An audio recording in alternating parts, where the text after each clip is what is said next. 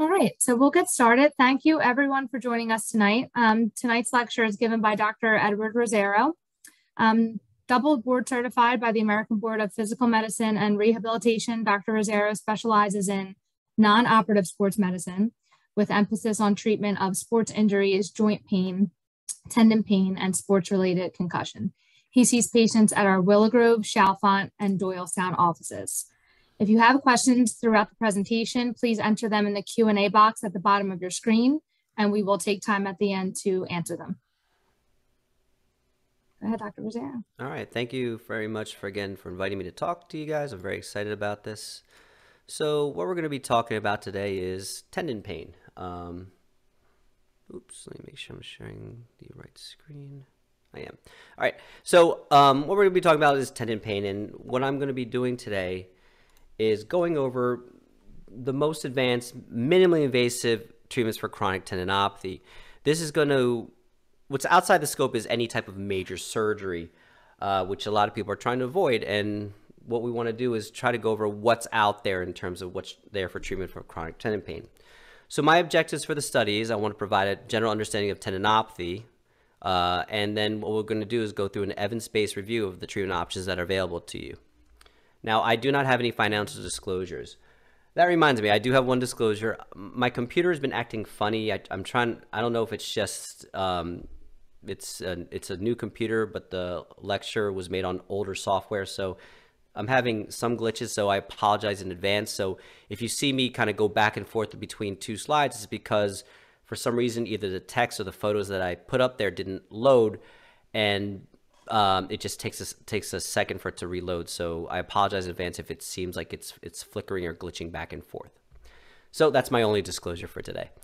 All right, so let's get started. So what's a tendon? A tendon is a fibrous connective tissue which basically attaches the muscle to the bone. When the muscle contracts, it pulls on the tendon, which then pulls on the bone, which in turn forces movement in your body. What you have to understand, there's over 4,000 tendons in the body. And these tendons, because we use them every day for any type of movement, can become injured. It could be injured because of sports. It could be injured because of physical activity. It could be injured because of overuse. So that brings in the term tendinopathy. Tendinopathy, as it says on the slide, is a clinical syndrome of overuse associated with impaired healing resulting in prolonged pain, which is typically greater than 3 months. You notice there's physiologic tendon thickening, there's diffuse or localized swelling, and this leads to impaired performance. Now, there's a spectrum of disease of tendinopathy, which includes both tendinitis and tendinosis. Now, tendinitis is the acute stage of injury where there's immediate degeneration of the tendon due to injury, and there's immediately vascular disruption, which leads to an inflammatory response. That inflammatory response leads to inflammation, which leads to tissue healing. Now, tendinosis is the chronic stage of this, where the tendon is just chronically being torn over and over again, and this leads to severe micro trauma and then eventually long-term vascular compromise to the tendon. This leads to less inflammation over time, and then because there's less inflammation, this leads to scarring and then a poor healing response. There may be attempts at your body to revascularize, where you see on Doppler studies there might be some new blood vessel form, which we term neovascularization. Unfortunately, this isn't really successful at revascularizing the tissue, but it's just a sign at the microscopic level that this is just chronic tendon pain or chronic tendon injury. Here's a visual representation of both tendinitis and tendinosis. Again, in tendinitis, the tendon's inflamed. There's micro tearing, which leads to acute edema.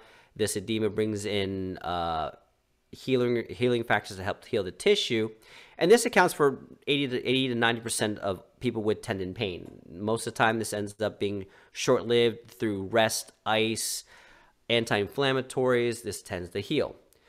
On the other hand, where tendinosis, this is that degeneration within the tendon. This is where the tendon is chronically worn and torn. And this is that 10 to 15% of the population that just has continuous chronic tendon pain. These are the people who I end up seeing in the office for the most part. At a microscopic level, normal tendon looks like the photo on the left, where it's parallel bundles of uniform appearing collagen, and it's oriented along the axis of the tendon. When contracting, it leads to a nice, efficient pull. However, this is what severe tendinosis looks like on the microscopic level. On the left, you see in the stain, there's these pale blue regions of abnormal collagen and matrix production. And then it reveals a very unorganized, hyperplastic, or just advanced cellular layout, which really isn't really efficient in terms of tendon use. That's why people note weakness with chronic tendinosis.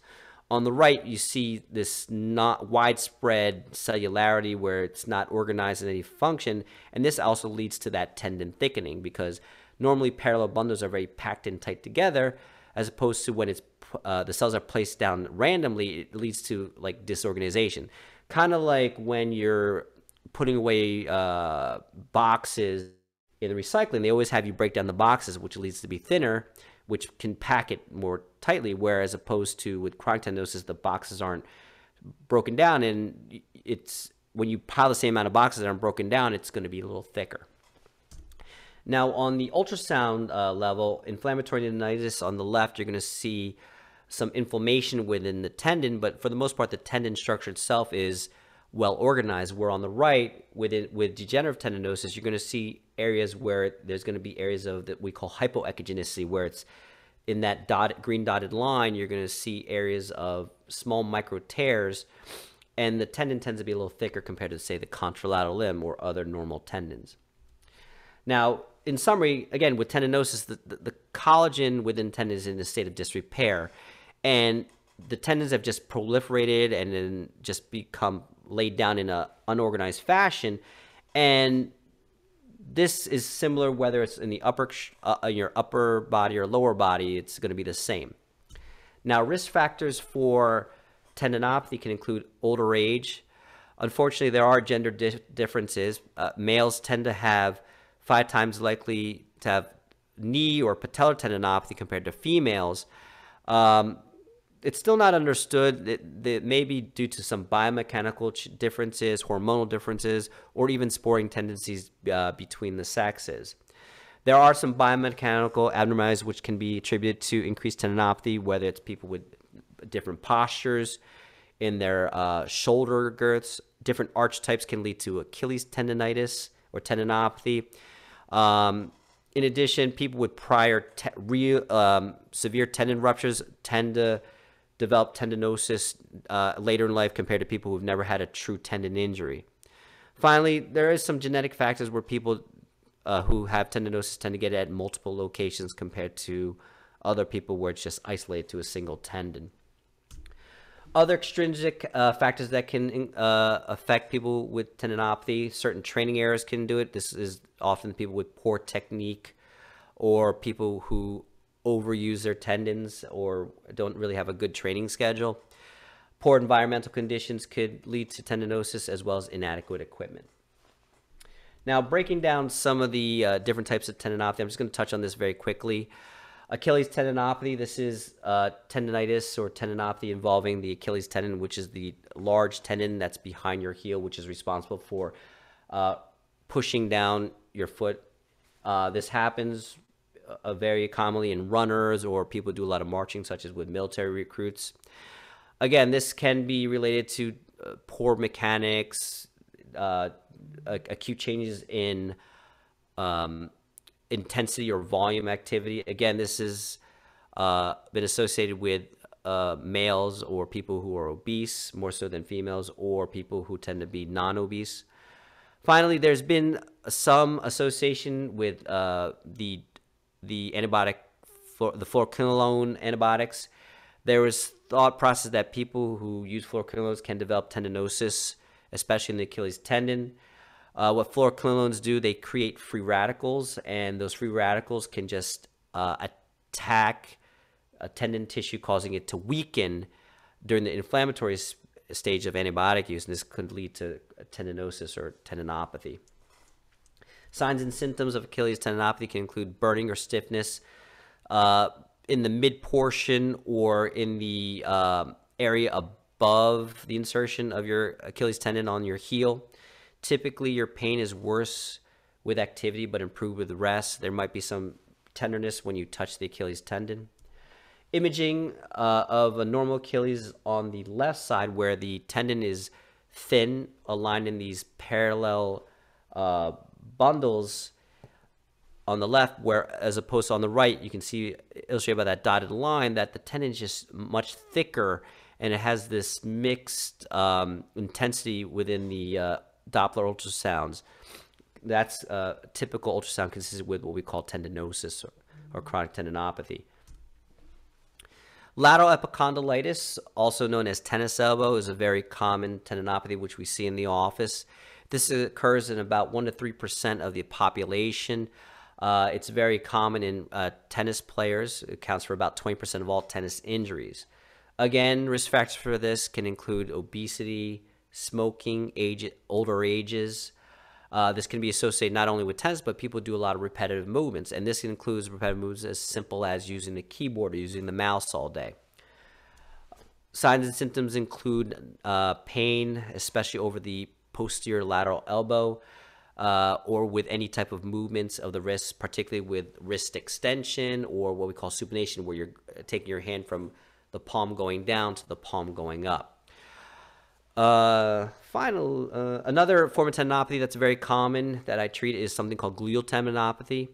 This used to be referred to as greater trochanteric syndrome. This is often mistaken for something called trochanteric bursitis, where people present with pain over the lateral aspect of their hip. People may complain of pain, especially with transitioning from sit to stand or with laying on their side. This pain can often wake people up at night. This tendinopathy is actually more prevalent in females as opposed to males. It tends to be, it's actually has a bimodal presentation where it can be in both the overactive as well as the inactive population. Again, as I said before, it presents as people with lateral hip pain. It can be painful with lying on it or on the side that's painful, and it can be painful with weight bearing on that side as well. Patellar tendinopathy. This is the tendinitis or patellar tendinitis, also known as jumper's knee, where you get pain over the anterior aspect of your knee. This is typically seen in people with jumping sports or running sports. Risk factors, and again, it tends to be very repetitive, where again, heavier weights, people with abrupt changes in their activity. There's also associated with people with different angles in their knee, just based on the way that they're built. It's also associated with poor quadriceps and hamstrings flexibility. People are typically going to complain of anterior knee pain, described as aching, although it's also been described as burning at times. There may be tenderness along the anterior aspect of the knee, in the mid portion of the patellar tendon. And again, it's always worse with activity and tends to be better at rest. Again, ultrasound is a great tool for evaluating tendinosis. On the left side, you're going to see a normal a normal patellar tendon, illustrated by those yellow arrows, where it's nicely, tightly bundled together. Where on the right, the tendon appears thickened, and also there's mixed signals within the tendon, and it's dotted out in there on the image where there's a small micro tear within the tendon. That's considered tendinosis. Finally, there's a subset of tendinopathy called calcific tendinosis. This is where not only there's chronic tendon wear and tear, but there's presence of calcific deposits inside or around the tendon. Again, this is very common in the ages between 40 to 60. It tends to be more common in women compared to men. And the cause it's still debated. You know, the leading theory is that there's some sort of degenerative tear, which leads to some sort of metabolic disorder associated with an ischemic injury. And then there tends to be deposition of calcium within the tendon. Now, people often ask, is this related to, do I eat too much calcium? Am I taking too many calcium? And there's no relation to the amount of calcium intake versus getting a calcium tendinosis. So that's not true. Again, people are going to complain of pain. It's typically spontaneous. There's no associated trauma. And often people, because there's a calcium body within the tendon, people also notice a stiffness within their joint where it just feels like they can't move their body part, and this is because that calcium body is restricting movement of the tendon. usually this is diagnosed on X-ray, but ultrasound and MRI can help. But if you can see on the on the left photo on the left, let me just bring out my pointer here. Whoa, what happened? I'm sorry, I think my presentation just crashed. I'm going to bring it back up, so just hold on 1 second. I apologize. 1 second.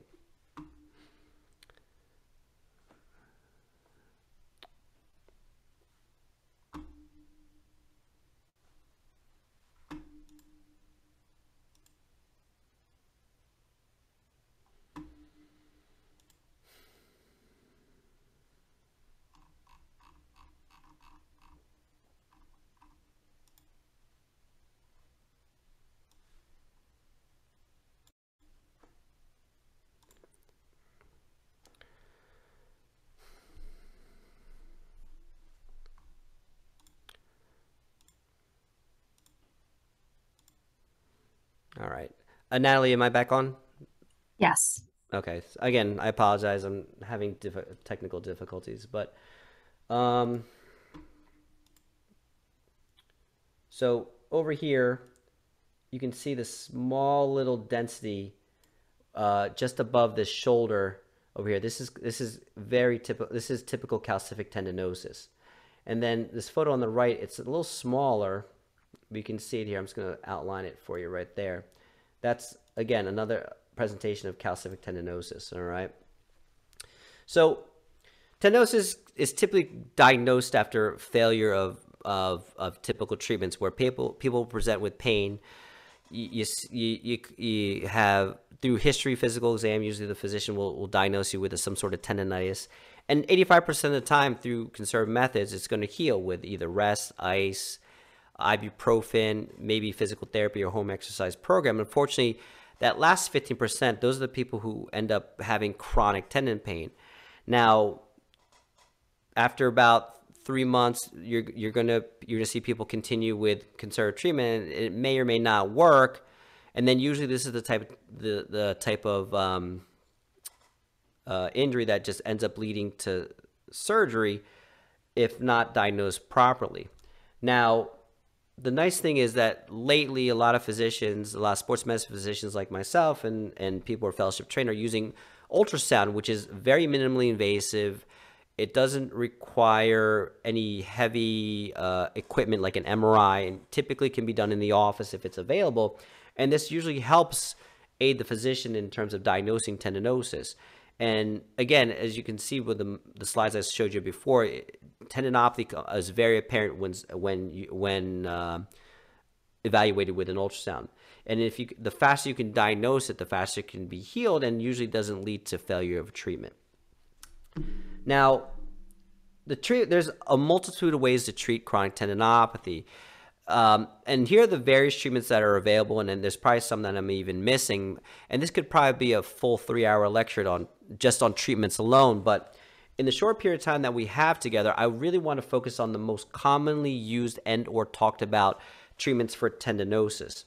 Those include physical therapy, cortisone injections, NSAIDs or non-steroidal anti-inflammatory drugs such as ibuprofen or Aleve, percutaneous needle tenotomy, platelet-rich plasma, as well as percutaneous fasciotomy and surgical tenotomy. So physical therapy, hold on 1 second. Physical therapy is a great starting point for anyone with chronic tendon pain. It tends to be highly underused in my opinion. Usually therapy starts with activity modification, where you remove the individual from the activity causing pain or at least decrease the volume. This can be beneficial, especially if it's done early on. Afterwards, you go through biomechanical modification, where you alter specific movements or take advantage of ergonomics for optimization of vectors and, oh God.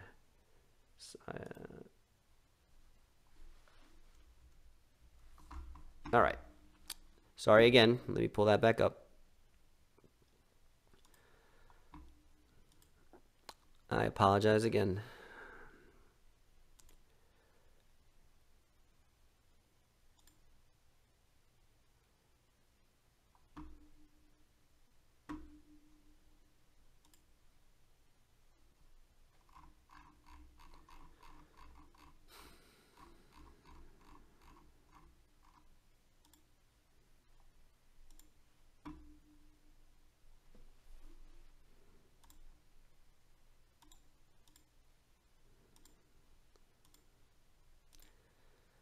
Natalie, we good? You're good. Yep. All right, thank you. Again, guys, I am so sorry about this. And then finally, the most important part of physical therapy is you want to have an eccentric exercise program. It's very specific towards the type of therapy that we're doing, where you want to apply a load through a lengthening muscle. So as seen on this video here, you can see the athlete, what they're doing is they're going up on, this is for treatment of Achilles tendinopathy. What they're doing is they're going up on two legs and slowly coming down on a single leg. This helps apply a load but lengthen the tendon at the same time. And what this does, it stimulates the tissue to remodel and break down any type of neovascularization. And what this will do is help with tendon healing.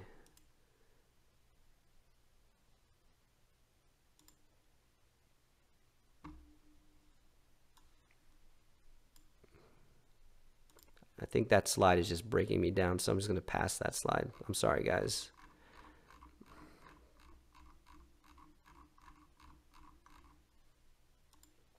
Now, the big question is, does it work? There's been a number of studies that basically show that physical therapy has been very beneficial for treating any type of tendinosis. There's been studies that show that not only does it help with the pain, but pain and function, but it can last up throughout a year with just a simple 6 to 12 week therapy course.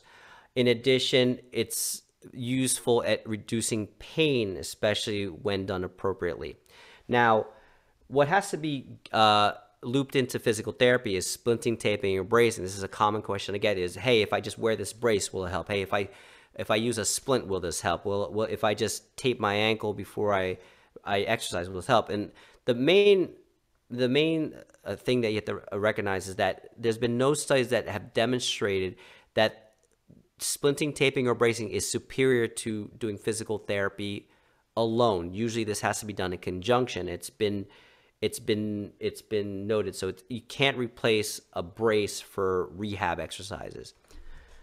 Now, corticosteroid injections have been widely used for the treatment of musculoskeletal injuries, including tendon pain. And it's still widely used today by a lot of orthopedic surgeons, sports medicine doctors. But the big question is it effective?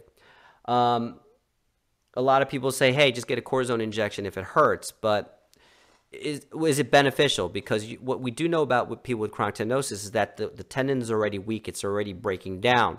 So will there be an ill effect if I do cortisone?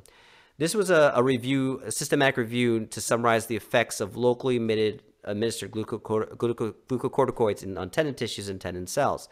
It was mainly looking at both collagen organization and the mechanical properties in tendons after corticosteroid injections. There were a large number of studies that were studied, and I'm just going to summarize that. A large number of studies demonstrated loss of collagen organization, and it reduced the number of collagen cells that were produced. It also reduced the viability of the cells afterwards. Some studies actually demonstrated collagen necrosis after cortisone injection. Some studies actually showed increased inflammation within the tendon, which is technically good, but you would expect an anti-inflammatory to decrease inflammation. Finally, a lot of studies showed increased cell death, which is not something that you're looking for. In addition, this is a very busy slide, but the big takeaway point from this slide is that the mechanical properties of tendons tend to either stay the same or actually decrease after corticosteroid injection. So in summary, there's a lot of negative effects of cortisone injections within the cells, causing either cell death and weakening the tendon. So really, there's no benefit for corticosteroid injections for treatment of chronic tendinopathy. Now, the big disclaimer is that, am I saying that cortisone injections are bad? The answer is absolutely not. That's not the message I'm trying to portray.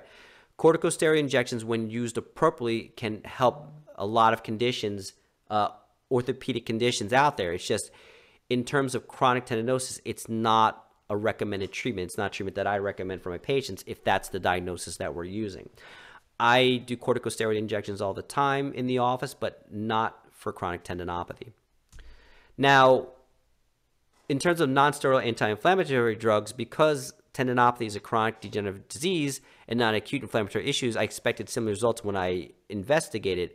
And through the studies and systematic reviews that I've done, there's been no benefit in the long term for anti-inflammatories for treatment of chronic tendinopathy. Now, in the short term, for acute tendinitis, say you get tendon pain relatively early and you want to try an anti-inflammatory, it's been shown to be beneficial. Or if you have chronic tendinosis and you're just looking for some pain relief, knowing that it's not going to fix your problem, NSAIDs are a good go-to if you're just looking for something to kind of get you over the hump or just give you some temporary pain relief. But in terms of full treatment of chronic tendinosis, it's just not beneficial. So switching gears a little bit, we're going to get a little bit more invasive. Now, percutaneous needle tenotomy is a relatively newer technique where the tendon is repetitively needled, and this is typically under some sort of image guidance like ultrasound. And what this does is it disrupts the pathologic tissue and induces bleeding. This bleeding brings in blood, obviously, and causes a clot to form, and this clot brings in a lot of healing factors, which induces a healing response, in turn turning a non-healing tissue into a healing tissue.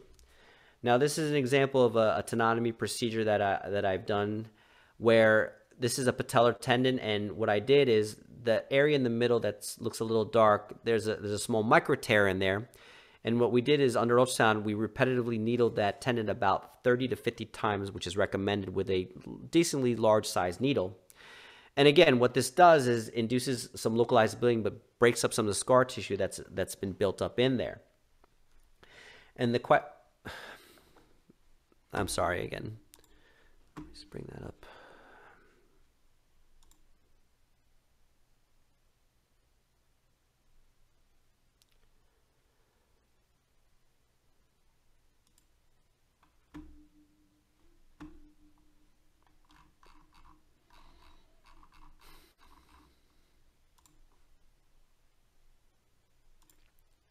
We're good, Natalie? Yep, I see. Thank you. Yeah. Again, I'm sorry, I apologize. So the big question is it efficacious? So this author, Dr. McShane, he did a study in the past where he looked at treatment of chronic tendinosis with both corticosteroid injection plus a tenotomy procedure. And what he wanted to look at is it beneficial without the cortisone injection? So what he did is he was studying people with chronic lateral epicondylosis or tennis elbow to see if people had improvement after just a tenotomy without the corticosteroid injection.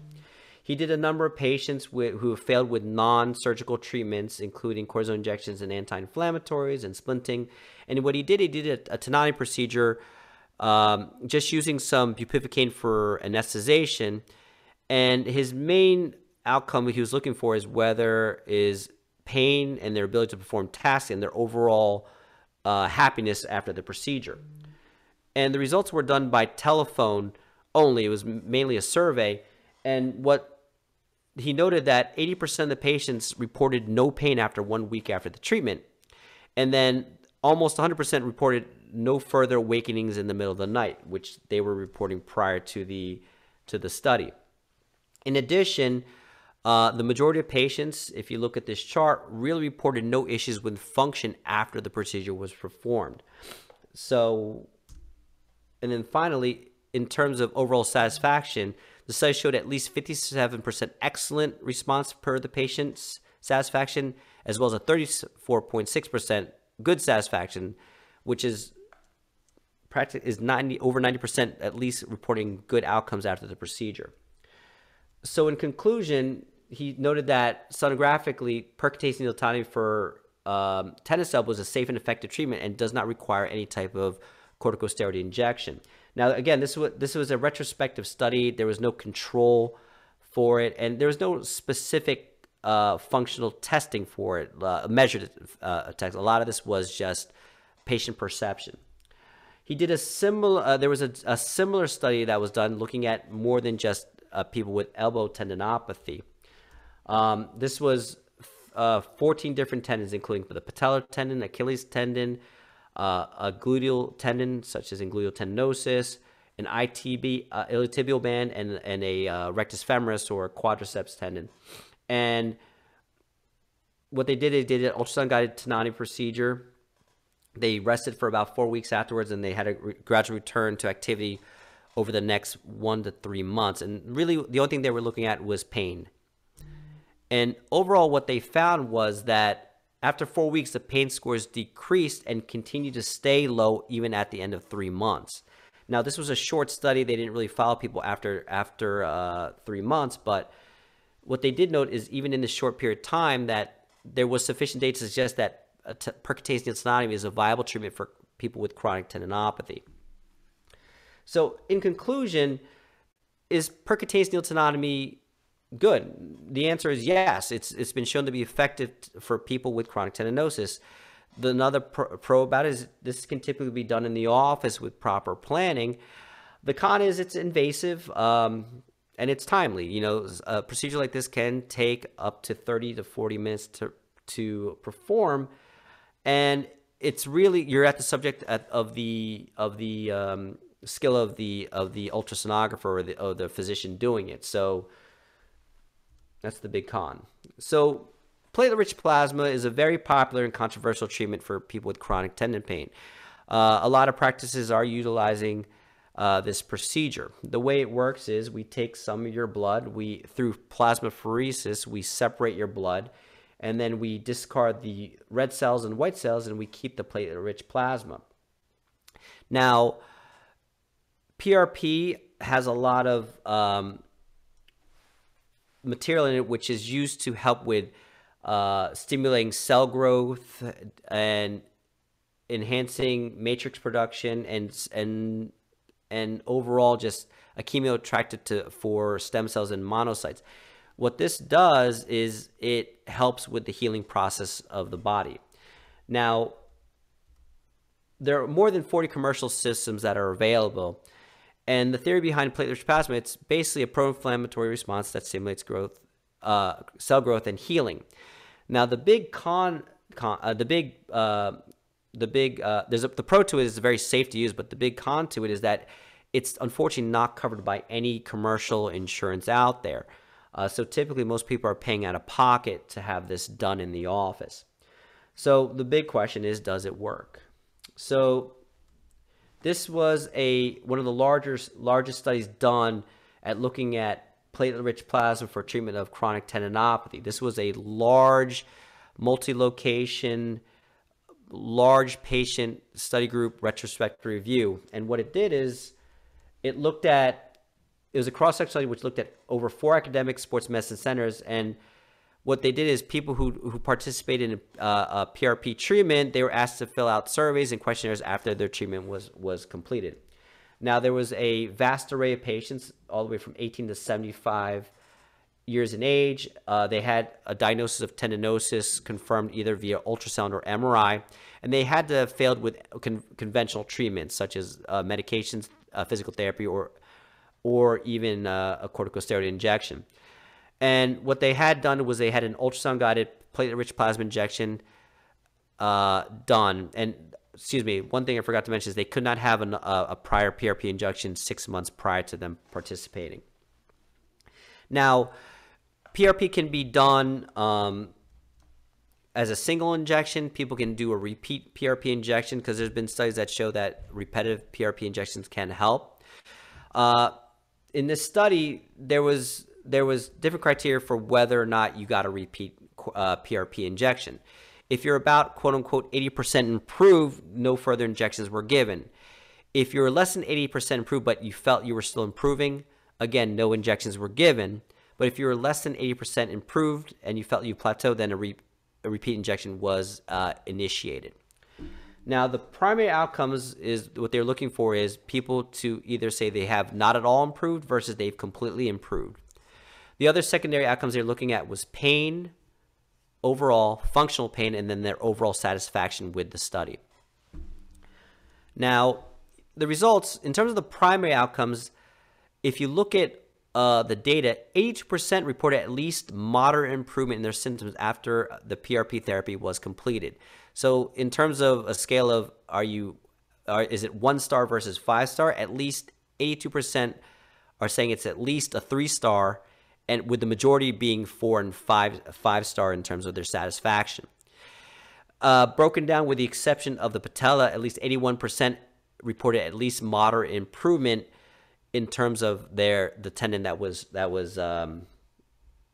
was treated.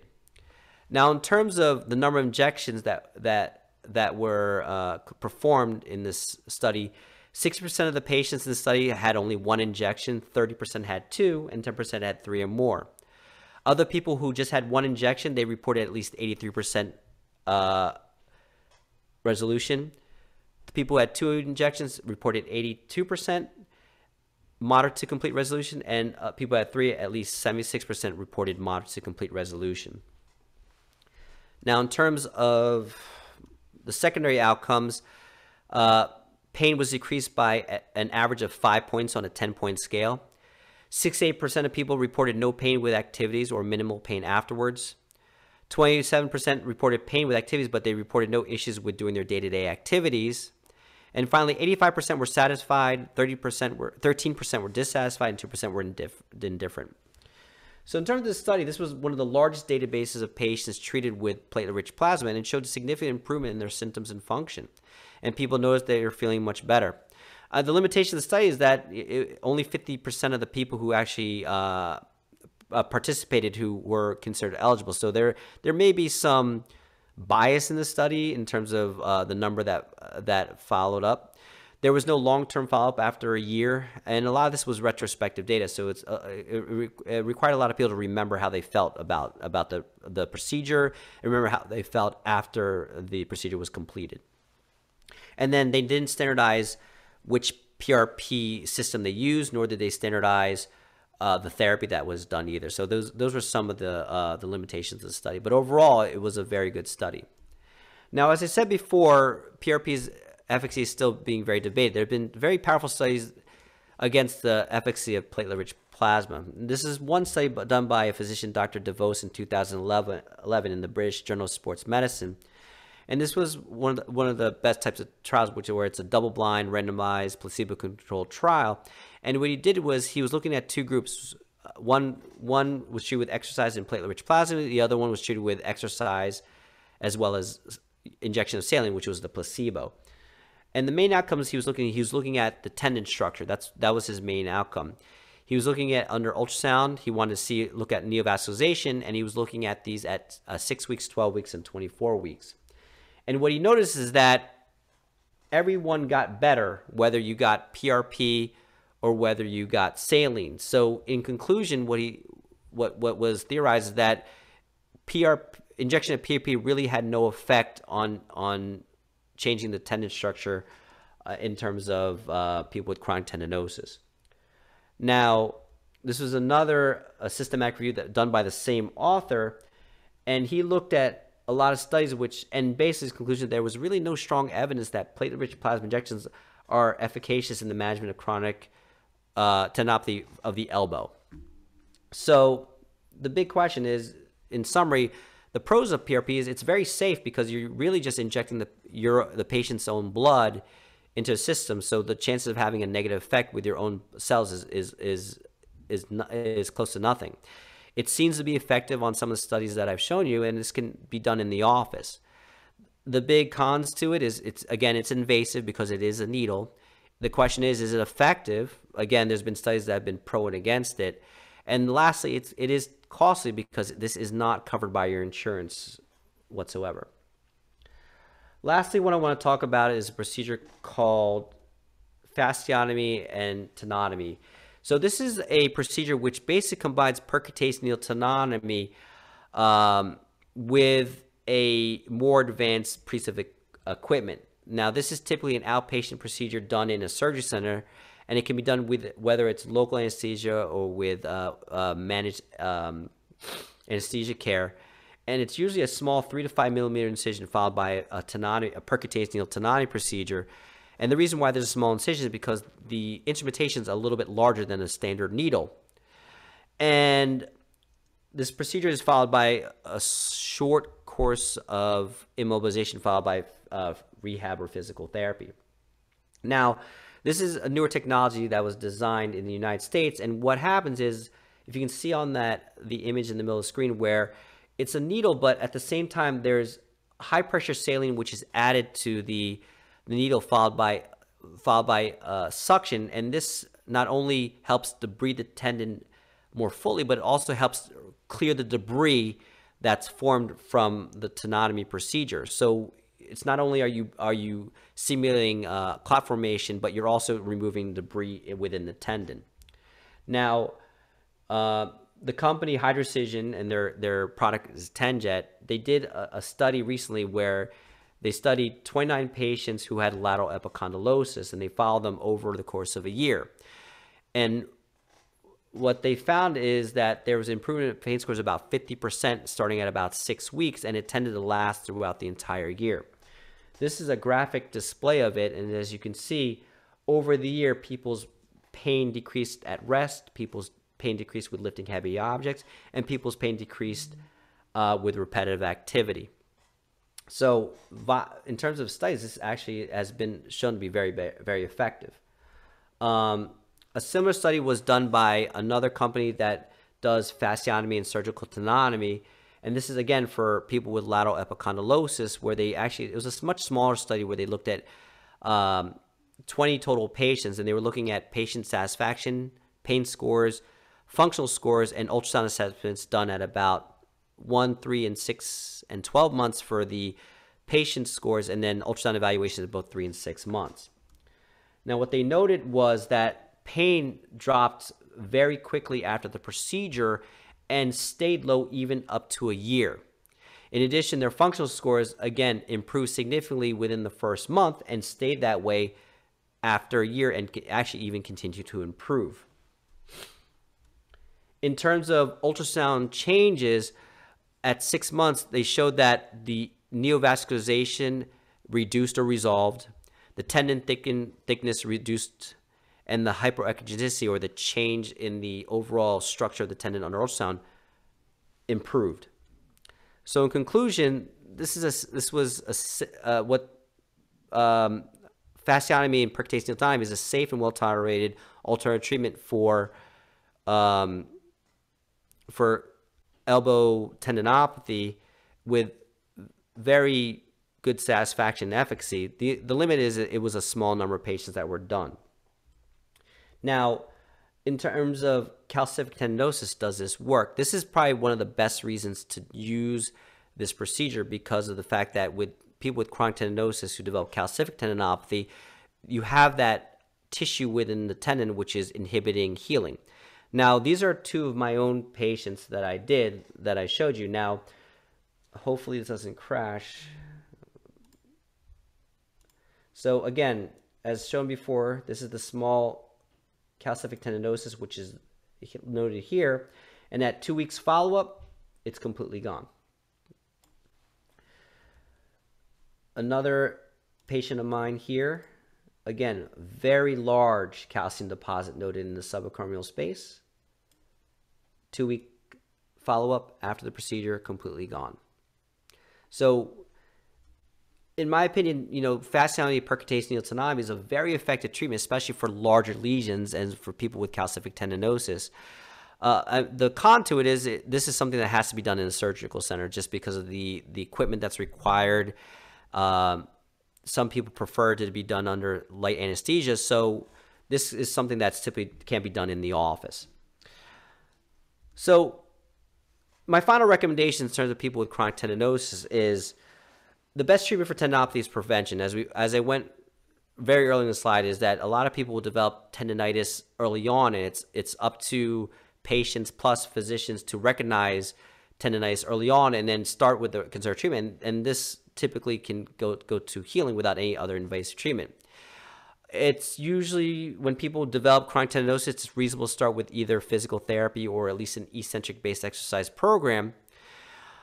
But sometimes it requires more invasive treatments. Anti-inflammatories and corticosteroid injections, in my opinion, do not benefit people long-term with chronic tendinosis, and really helps with short-term pain, but down long-term, it might just lead to further tendon damage. And then you want to consider more invasive procedures if conservative measures fail. So in conclusion, chronic tendinopathy, it's a degenerative process resulting from overuse injuries. And there are a multitude of treatment options that exist for both conservative, that are both conservative and invasive. So I would just say see your family see your orthopedist or your sports medicine doctor if you think you have any type of tendinopathy. And that's it. Thank you very much. And again, I apologize for all the multitude of technical difficulty that we've had today. Thanks, Dr. Rosero. There are a couple of questions. I can read them to you. So the first one says, I am or was a very active senior who has numerous treatments for what seems to be a proximal hamstring tendinopathy from an old injury. The last treatment was a 10X procedure, but I still have pain sitting for any length of time. Is there anything you could do to help me? The answer is yes, probably. I would recommend getting a repeat image of your tendon to see what it looks like now. If it showed some improvement after I think you said 10X procedure, it might be worthwhile either repeating the 10X or 10-jet procedure. Because again, there's been cases where you sometimes requires a second go around to get it improved.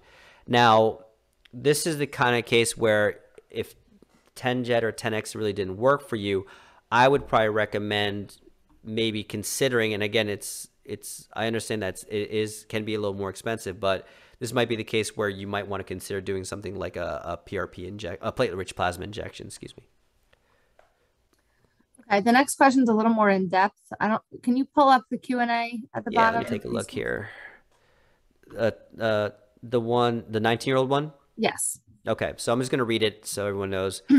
19-year-old collegiate football wide receiver with chronic bilateral patellar tendinosis since high school, lasting looks like longer than 3 years. We cleaned up we cleaned up, I think this is their talking, this is the physical therapist maybe talking, but they cleaned up the patient's movement patterns when he arrived on campus. They rehabbed them. They also use nitroglycerin patches. I didn't talk about them, but there's been some studies that show that nitroglycerin increases blood flow to people with chronic tendinosis, which stimulates healing.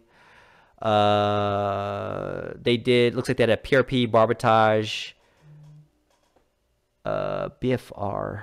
I don't know. I'm not familiar with what BFR means in high school. Calcium deposits identified in ultrasound. What would be your next step?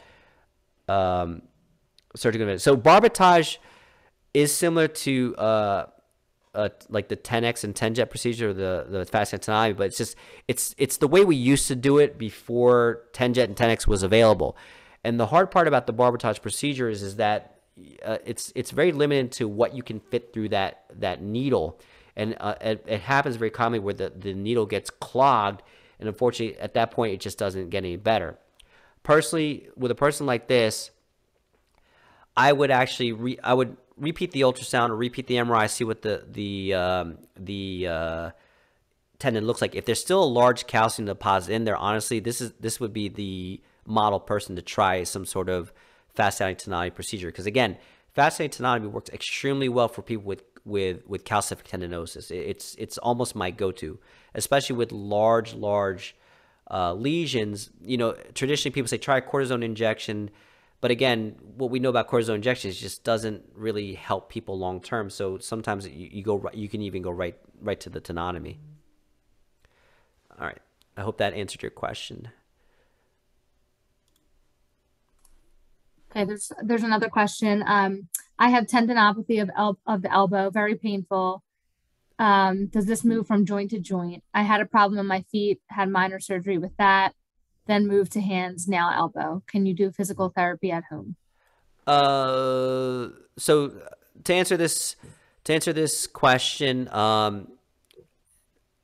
it doesn't really move. It's not a migratory tendinopathy. It shouldn't be you have tendinosis in one elbow one day, and then it goes away, goes to the other one. But it is common to go into two different tendons depending on what you do. If you're someone who does a lot of manual labor or does a lot of repetitive movements, it's not uncommon to have tendinosis in both elbows. So it's something that should be looked at individually. Now, in terms of, I'm just reading the rest of it. Can you? Yeah, absolutely can do physical therapy at home. I always offer my patients the option to do the exercise at home. I have some standard exercise that I like to give patients if they want to try it at home. It's just, I always advise you that no matter what, it's always going to be more effective done with formal physical therapy, but it certainly can be something that can be done at home. I think the second part is the person said they also have arthritis. Arthritis certainly can contribute to the problem, and the hard part is teasing out whether it's the arthritis that's causing you pain or it's the tendinosis causing pain. Now, I said before, corticosteroid injections do not help with chronic tendinosis, but it certainly can help people with arthritis. Disclaimer, cortisone injections do not fix arthritis. All it really does is help with your symptoms. And unfortunately, there is no cure for arthritis. A lot of treatments short of a joint replacement are really mitigating the symptoms of arthritis. We have not had the medicine or technology yet to reverse arthritis, turning a arthritic 60-year-old knee into a 20-year-old knee. So certainly that can be contributing to your discovered in pain. It's just about figuring out which, is it the arthritis or the tendinopathy which is causing your pain. That would just have to be teased out.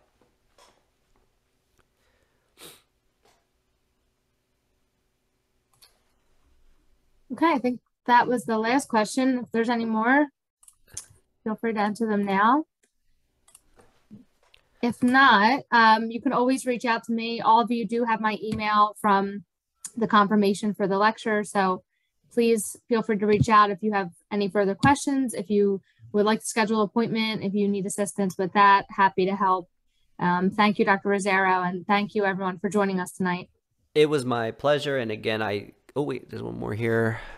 All right. I have 10 more. I'm going to read it. I am 10 months post-surgery in which my ankle was reconstructed. Had a screw placed. Classical, my Achilles is very tight. Why?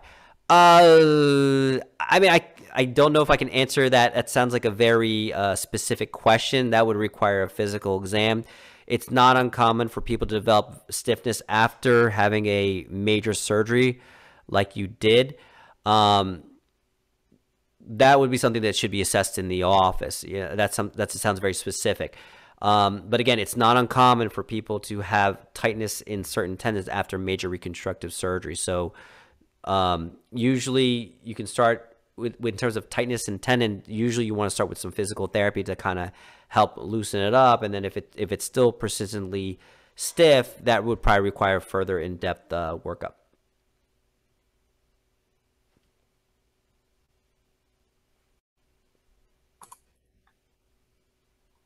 Okay.